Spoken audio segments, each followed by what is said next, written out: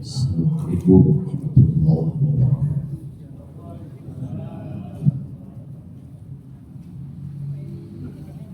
Bismillah walhamdulillah la ilaha illallah la hawla wa la quwwata illa billah. Amma ba'd.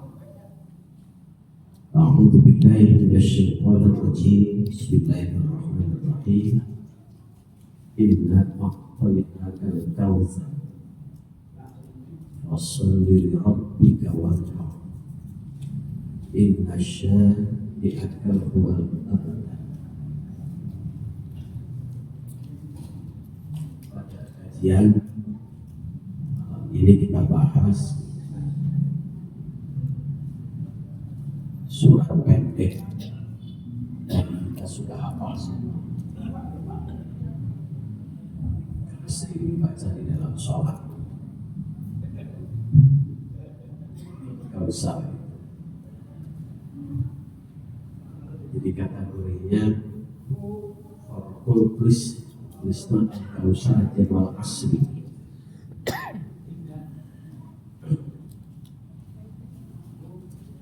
Asbabun nuzul Quran surah Al-Kautsar.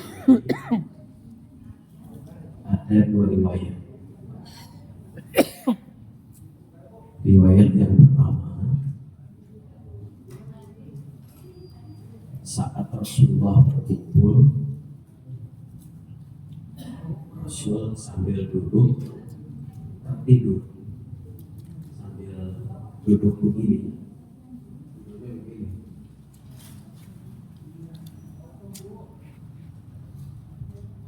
Tidurnya Rasul beda dengan tidur kita. Tidurnya Rasul itu hanya mata, hati tidak tidur.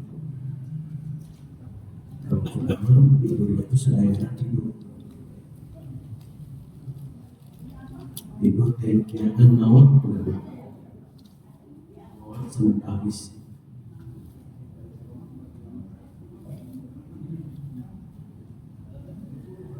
Tiba-tiba Rasul terbangun dan saat bangun senyum. Sahabat bertanya saat Rasul senyum, apa yang terjadi? Rasulullah SAW memberitakan bahwa Allah melalui malaikat Jibril telah menurunkan Quran surah Al-Kautsar.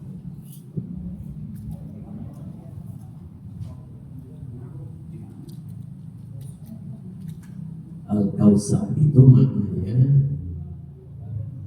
di asbabun nuzul yang pertama ini adalah nama sungai di surga. Namanya adalah sungai Al-Kautsar. Airnya jika diminum satu teguk saja tidak akan haus selamanya. Sungai Al-Kautsar berarti mengandung pH-nya berapa? Satu teguk selamanya tidak haus.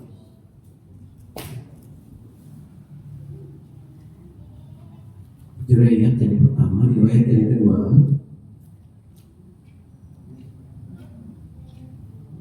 surah Al-Kautsar itu turun sebagai jawaban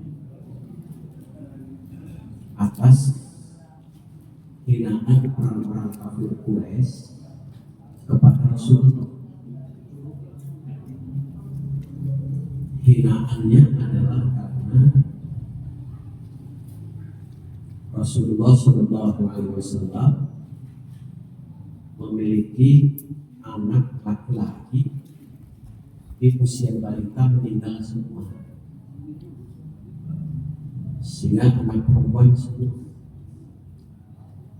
Jahiliyah itu kalau punya anak perempuan semua wajahnya merasa malu karena saat itu anak perempuan zaman jahiliyah bukan sebagai ahli waris tapi sebagai harta waris.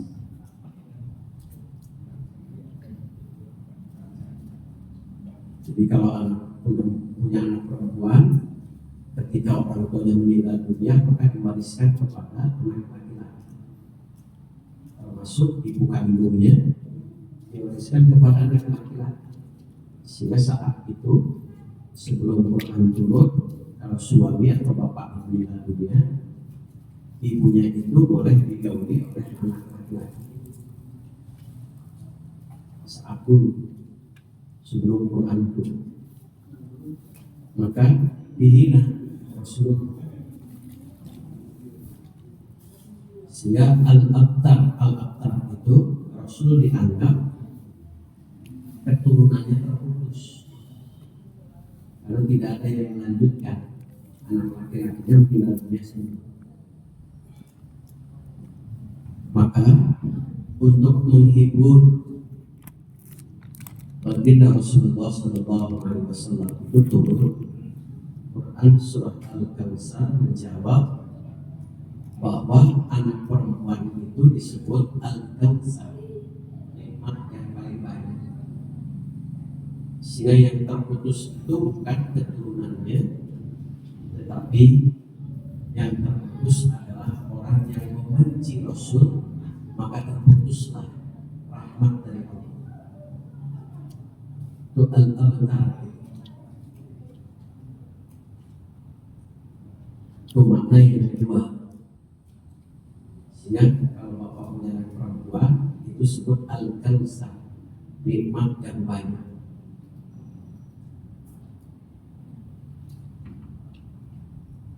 Yang ketiga, al-kautsar itu adalah nikmat.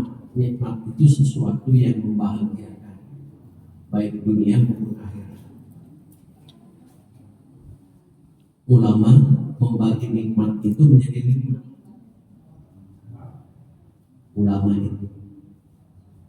Ulamanya bukan kita. Kalau kita mah ulama, kalau ini mah ulama. Kalau kita mah ulama itu usia lanjut menunggu aja. Kita ini mah ulama alim. Kalau alim berarti ahli ilmu. Nikmat itu ada 5 yang Allah beri kepada kita.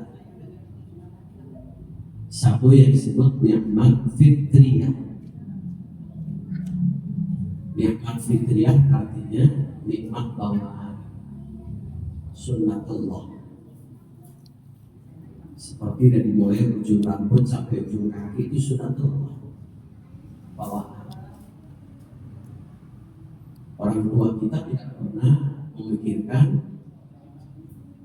bagaimana bayi yang ada dalam kandungan itu sudah jadi apa, telinganya bagaimana, hidungnya tidak mampu. Pokoknya terima jadi sudah lahir 9 bulan sudah. Jika bapaknya pasti jika ibunya, jika ibu bapaknya jika didina akhirnya. Insya Allah dijamin kalau jika tetangganya.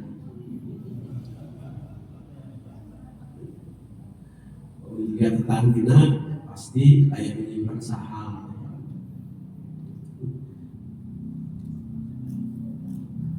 Itu nikmat fitriyah, bawaan. Dan yang bawaan ini teratur, taat betul kepada Allah. Rambut yang di kepala panjang, taat.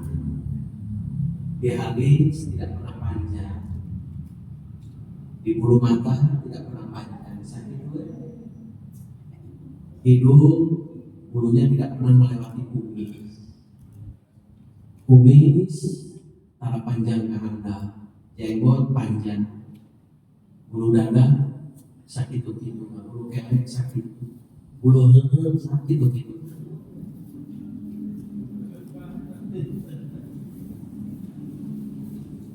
Bayangkan kalau salah satu rambut di tubuh kita ada yang melanggar, tidak taat, yang di alis panjang, di bulu mata panjang, kurang luar biasa bentar, berat rambut.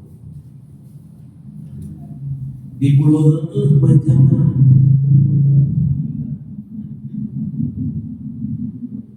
luar biasa, tangannya rambut kepada Allah.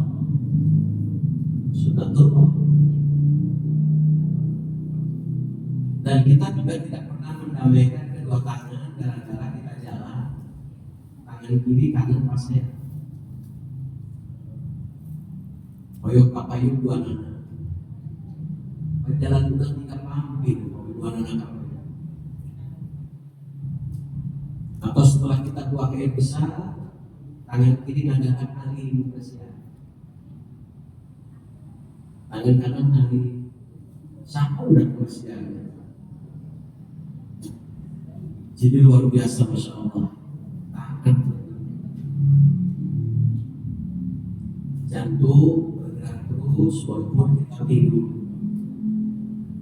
Kalau mobil dimatikan, mati semua. Kalau jantung tidak mati. Kalau paru juga sama, ginjal. Sekarang Bapak Ibu makan, tidur, enak. Tapi ada yang memproses pankreas. Kita tidur, pankreas jalan, memisahkan antara yang jadi darah dengan yang jadi otot. Besok terima jadi. Pak, sunatullah fitriyah itu nikmat. Yang kedua ada nikmat ikhtiyariyah, nikmat usaha. Tidak mungkin datang langsung dari langit bisa labir abrakadabra. Tapi harus ada kerja keras. Contohnya salah satunya mencari uang, duit, fulus. Al-fulus hayati nufus, laisa fulus mampus.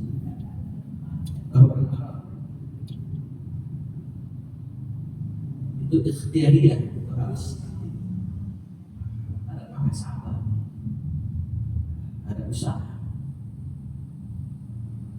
Tidak mungkin bisa labir abrakadabra jadi jerk turun dari langit.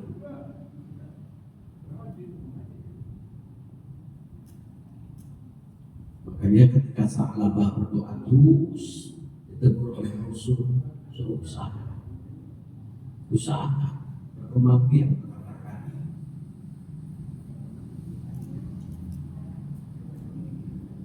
Yang ketiga adalah nikmat diniyah, nikmat agama. Bapak-bapak, ibu-ibu rajin ke masjid itu adalah nikmat agama. Tidak semua orang begitu ringan untuk melangkahkan kakinya menuju masjid. Berat ke masjid. Karena ke Pangandaran lebih sesepedaan ke masjid itu ketat begitu. Berat. Banyak orang yang sekolah ke Eropa, ke Amerika, tapi ke masjid itu ada payunan. Berat masjid itu. Padahal Allah beri pahala yang luar biasa. Setiap langkah kaki kanan Allah hapus dosanya. Setiap langkah kaki kiri Allah angkat derajat. Tapi alim biasanya pasti di bawah. Tapi upami dia umumkan kita kebiak bonus diskon besar-besar. Ilmu masih ada bonus makhluk, ilmu masih ada bonus Allah.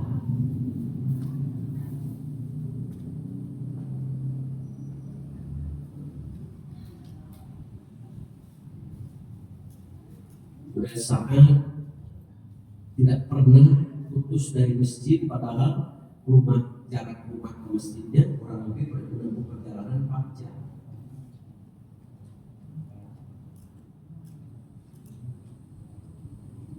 Jamaah haji disimpan di Misbah, di Jamal, di seluruh tempat. Jadi memilih di hotel sholat. Orang yang di Dina menjadikannya kayak ibadah. Bukan itu bagi hotel, itu bafo. Sedih. Alasannya panas. Tidak dimanfaatkan, tidak dimaksimalkan.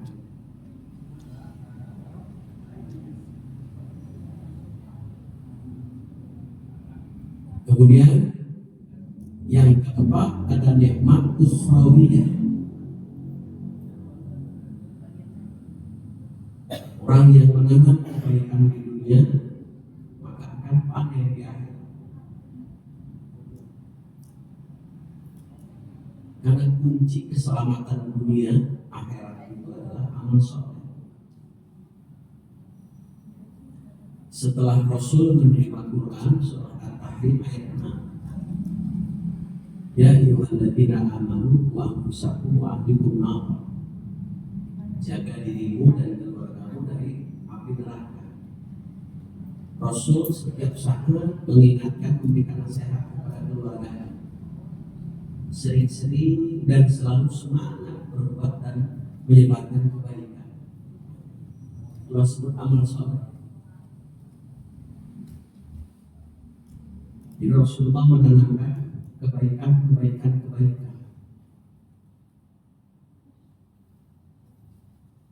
Dan kebaikan itu harus utuh. Jangan sampai gugur di tengah perjalanan pahala kebaikan kita. Gara-gara dua. Satu bil mandi, yang kedua ada. Bil mandi itu karena unsur dia. Bilarian pujian. Wal ada karena kita berbuat baik tapi sering juga menyakiti orang, mendolimi orang. Itu akan bisa menggugurkan pahala banyak kebaikan kita. Yang kelima adalah nikmat alamiyah, nikmat alam. Alhamdulillah dikurang alam nanti. Saya rek jengkol ayah, betul ayah. Sok dengan apa pun ayah. Kalau kasih naon, sudah lebih ayah. Dibantu proses sahih. Sokir orang di Arab, Madinah, tuang daging ayam, kambing, sapi, lalu hati, dan kelihatan asli tidak. Diurang melakukan mujahid, anak mujahid, nilai segala macam apa? Lalap sok mangga. Alhamdulillah pemirsa lalap dikencangkan karena kebun berjalan sambal simpen nikmat Allah. Dengan dua kenikmatan itu Allah perintahkan kepada kita. Jadi perintah itu setelah Allah hari tahu sekian orang jadi Allah beri dulu baru biara lebih biaranya pakai alir berarti tidak ada era terus di pasien di biaran alir berarti disiplin kita itu apa permintaannya ada dua. Fasolli li rabbika wanhar. Sebagai tanda syukur atas nikmat Allah itu dua. Satu adalah sholat. Kalau mengikuti Rasul, sholatnya bukan hanya wajib. Sholat sunnah, tahajud juga Rasulullah jaga. Sebagai syukurnya. Jadi tahajud Rasul itu sebagai tanda syukur atas nikmat. Afala an akuna abdan syakura.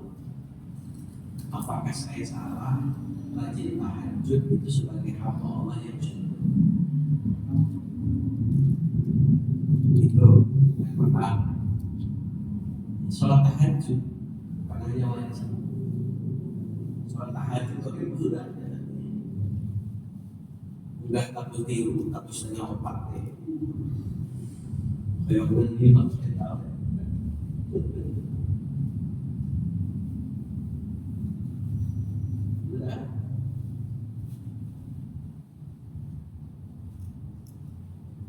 Karena ada iblis namanya walhan. Ketika kita tidur itu, walhan itu yang selalu meniupkan tepung ke matanya supaya matanya susah dibuka. Jadi supaya matanya tetap di dalam ketinggalan. Pagi. Berarti kalau kita waktu sholat tidur berarti kita sudah terkena tepung dari iblis. Nama iblisnya walhan. Walhan.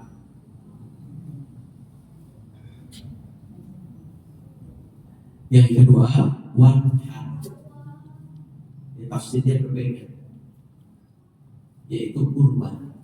Inhawa itu artinya membelah leher, menyembelih. Yaumun nahar, hari sembelihan.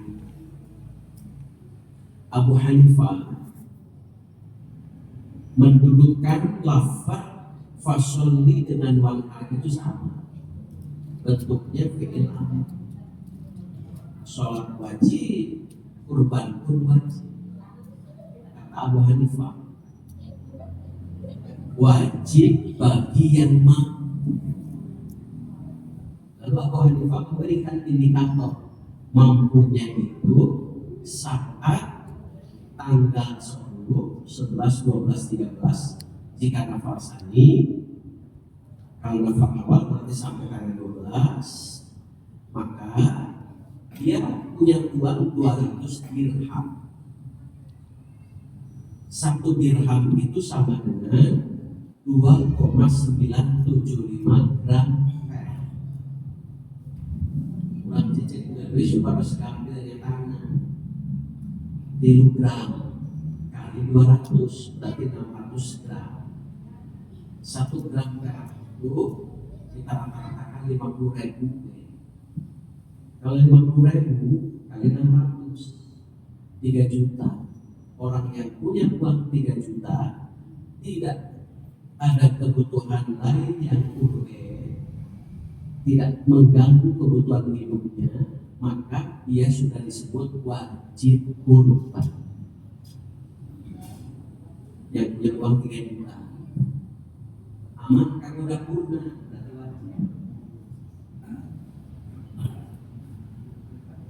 Itu kadang kita makan dia buka tabungan, buka buku tabungan. Kalau punya 3 juta, rumah dapur kagak nonton, tinggal daftar kepada KM.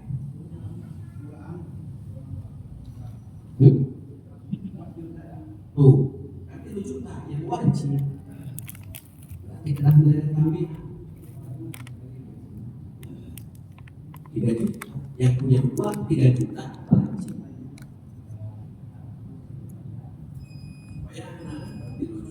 Kita datang ke anak, rayongan, geser sampingnya, wilayah menghadapi 3 juta.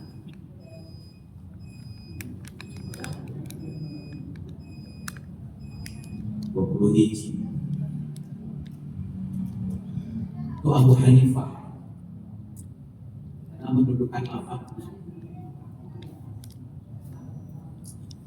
Sedangkan Imam Syafi'i fasalli li rabbika wanhar. Fasallinya itu ditafsirkan oleh Imam Syafi'i adalah salat Idul Adha. Hukumnya sunnah muakkadah. Kurbannya pun sunnah muakkadah. Ketika sunnah muakkadah ditinggalkan, berarti dia telah berbuat makruh. Bahkan makruhnya Imam Syafi'i, makruhnya makruh tanzih. Makruh tanzih itu makruh yang sangat berat. Jika orang yang mampu tidak berkorban, berarti dia telah berbuat makruh. Makruh itu sesuatu yang dibenci. Kalau makruh tanzih menjadi haram. Maka Imam Syafi'i turun lagi. Berapa orang yang mampu itu? 2.400.000 rupiah. Karena itu dengan kambing di sana. Diharapkan 2.500.000 kambing. hajun gitu untuk tahun 2.500.000. Sekarang harga real itu terbaru 4.440 terbaru 2 minggu kemarin saya pulang itu 4.440 harga terbaru ya, berarti kurang lebih 600 real lebih murah. Hadyun disebutnya kalau haji tamattu. Kalau hadyun sembelihan dam itu harus disembelih di Baitul Atiq. Quran surat Al-Hajj ayat 33. Lakum fiha manafi'u ila ajalin musamma. Tsumma mahilluha ila Baitul Atiq. Hadyun itu banyak manfaat dan batasnya ditentukan pada saat musim haji. Disembelihnya di mana? Tempatnya Baitul Atiq. Baitul Atiq itu adalah Baitul, yaitu wilayah Mina itu wilayah sembelihan. Harus di sana. Kalau dagingnya boleh dibagi ke Indonesia. Membelinya di sana, dagingnya boleh di sini. Jadi dikirim ke Rikoje. Kirim ke Indonesia. Beda dengan kurban udhiyah. Kalau udhiyah itu sunnahnya di mana tempat tinggal kita tinggal sunnahnya. Jadi kalau bapak ibu tinggalnya sekitar Istiqomah, berarti sunnahnya di sini kurban. Kecuali kalau di sini sudah berlimpah itu boleh kan? Di tempat tinggal yang tidak ada kurban. Jangan ujuk-ujuk, ini mau kurban lebih tadi kita air. Jadi Imam Syafi'i, jika orang yang tidak mampu tidak berkurban, maka dia melakukan makruh tanzih, makruh yang berat.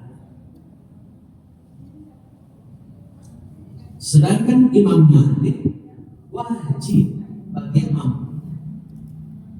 Sama dengan Abu Hanifah, hanya kalau Imam Malik bedanya karena wajib, maka bagi yang tidak mampu karena wajib minimal seumur hidup sekali.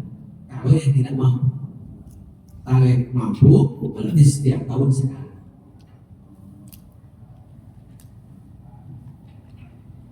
Ibadah kurban itu ibadah keluarga, bukan ibadah perorangan.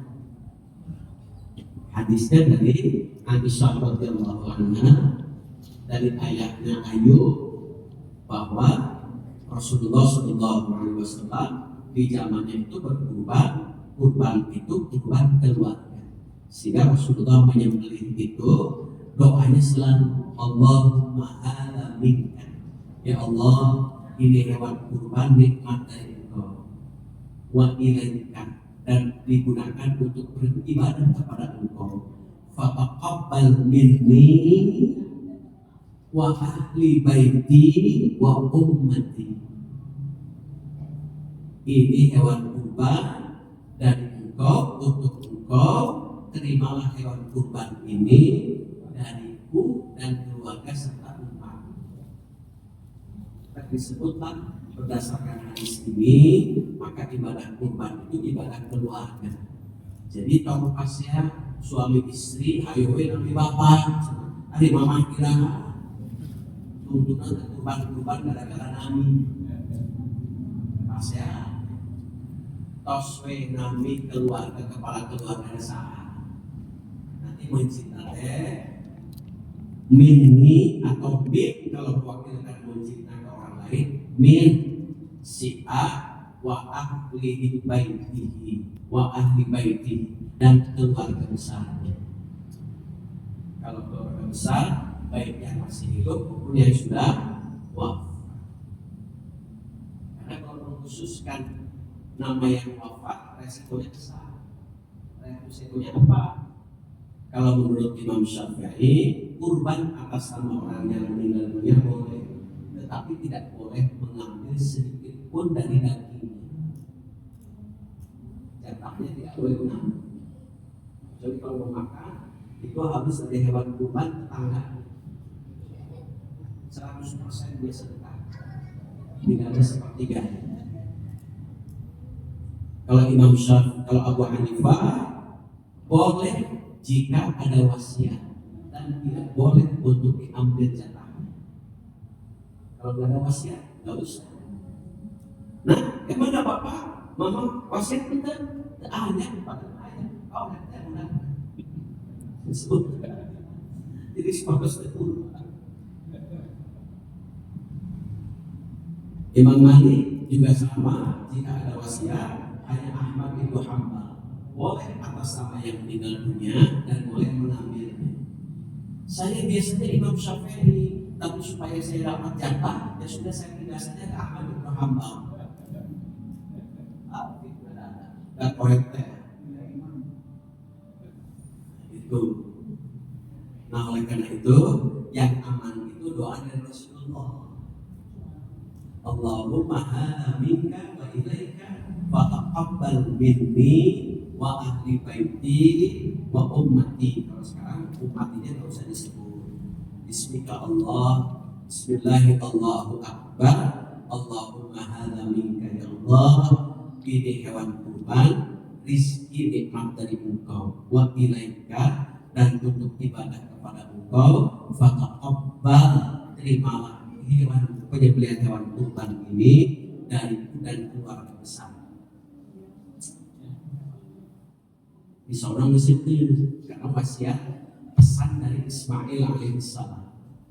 Kalau dalam hadis itu adalah disebutnya ihsan kepada hewan. Ihsan kepada hewan itu yang tajam. Kalau bisa mah sekali atau berkali-kali. Nah, apa wasiat pesan dari Ismail? Ayah, tutup mata saya. Baik, nah tutup. Kalau dia sama, tok ditinggal di socana, tutup sapi teh. Ayah pakai pisaunya yang tajam dia. Ayah bekas darahnya tutup ya ayah. Kubur kotak sapi yang satu dengan yang lain jangan satu lubang. Saya pemisah lubang, kubur juga bekas detik hewan yang bekasnya itu. Nanti ada lebat, kubur deh. Ayam kalau bisa jangan dekat dengan anak-anak. Ayah tidak akan pernah untuk bisa menyembelih saya kalau ada anak. Pasti ayah tidak tega. Kenapa ditutup? Karena pasti saya melihat pisau, saya pasti menjerit. Ayah pasti tidak akan tega menyembelihnya. Maka itulah syarat penyembelihan. Yang menyembelihnya syaratnya Islam. Islam itu maknanya ada iman. Iman itu maknanya ada ihsan. Rukun agama. Iman artinya pembenaran. Islam artinya pengakuan, ihsan artinya pengamalan. Jadi iman, tauhid, Islam syariat, ihsan akhlak. Iman adalah tauhid, Islam syariat. Berarti orang yang menyembelih itu harus menjaga sholat, puasa, dan akhlaknya kepada saya. Kenapa? Kalau orang yang menyembelih kita tahu tidak sholat, maka sembelihannya haram dagingnya untuk dimakan. Itu. Sehingga yang menyembelihnya harus terjaga sholat. Apalagi ditambah orang yang tahu hukum-hukum halal, itu lebih bagus. Yang mengerti, jangan asal yang menyembelih. Jadi asal sehingga ketika menyembelih pakai anjing ya. Pada saat menyembelih itu bukan hanya saat menyembelih, dari mulai pembelian hewan kurban itu fadkurismallah. Bapak itu kurban itu sedang zikir menyebut nama Allah. Karena sedang zikir, maka jaga perilaku kita, lidah kita, mulut kita. Kakoker itu sapi goblok siapa yang cara kita mau jalan. Sapi nak tanam jalan dan goblok gitu. Kenapa? Sedang zikir. Maka kalau zikir memakai ihsan, akhlak, itu pakai akhlaknya walaupun sedang itu pikirannya bukan zikir hanya sesambelihan biasa, beda, sedang zikir kurban itu.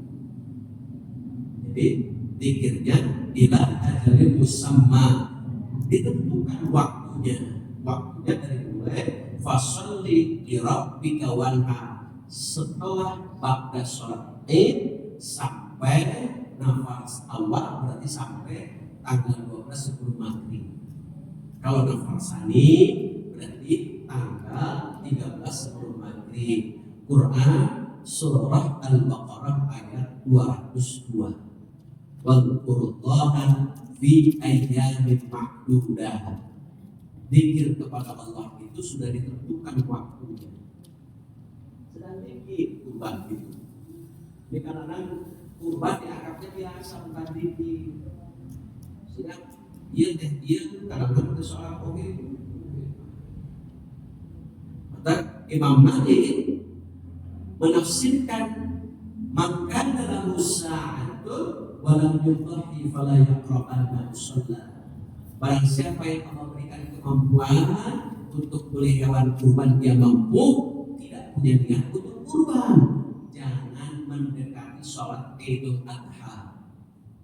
Sholatnya merajin, tapi kurban lain dan keluarga artos dan narana korek mereka secap jahit. Karena Imam Malik tong sholat sekalian, sholat Idul Adha itu. Kenapa? Dia mampu untuk beli, walau nyubahi, tidak punya niat sama sekali. Panggilan imannya tidak ada. Kalau mampu, kalau tidak mampu, maka kita ambil hadis takdir. Sehingga mampu dan tidak semuanya punya niat untuk kurban. Bagaimana hadis takdir? Anas bin Malik radhiyallahu anhu, ya Rasul, saya ingin kurban, tapi tidak mampu untuk beli hewan kurban yang berkaki 4. Saya hanya mampu seekor ayam. Boleh enggak ya Rasul? Boleh. Keluar dan ayamnya, kunci pusaka kurban.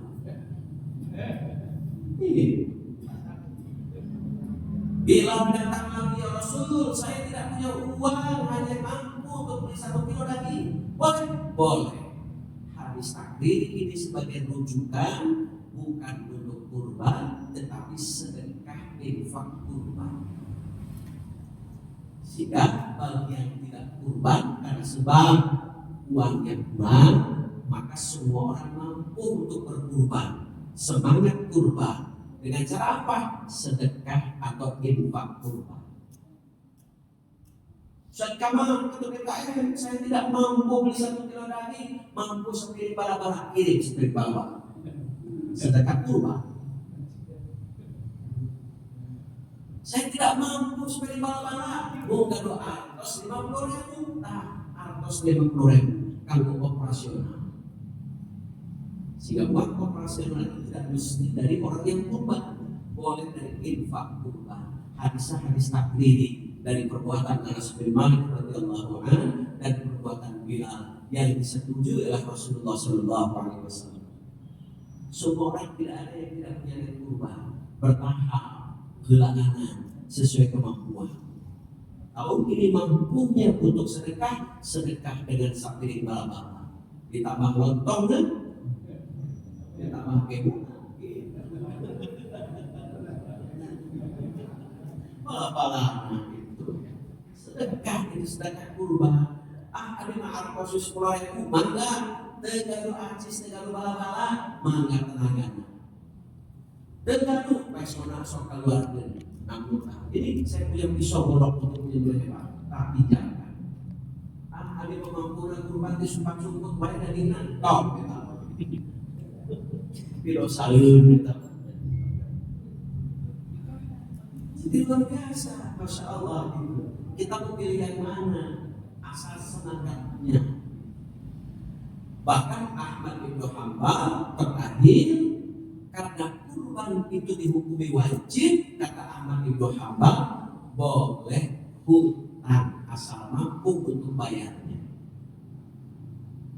Nah, kalau ini sapi ada 3 sapi, boleh diriin sok.